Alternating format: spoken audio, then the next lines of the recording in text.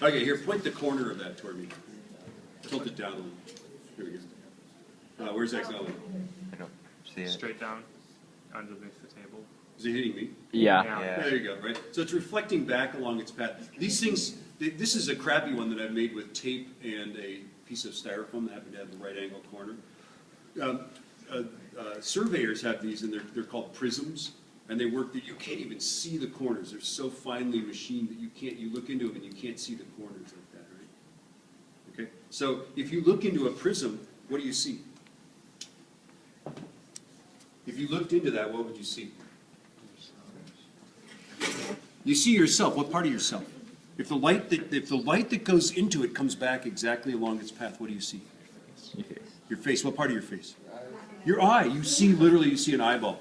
Right? So they have these prisms. If you ever look at a prism, you see your eyeball. Now, your right eye sees your right eye, and your left eye sees your left eye. This is weird. Isn't that weird? Okay, so at the Mount St. Helens Tour Center, I think they've closed this one down for lack of funding.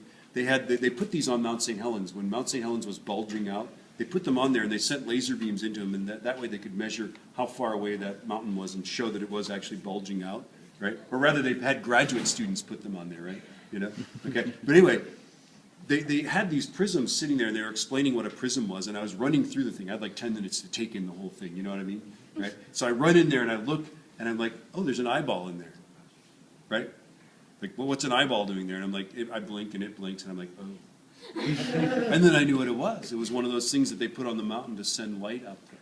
Let's send light there. I'm going to pass this around. You can do one of the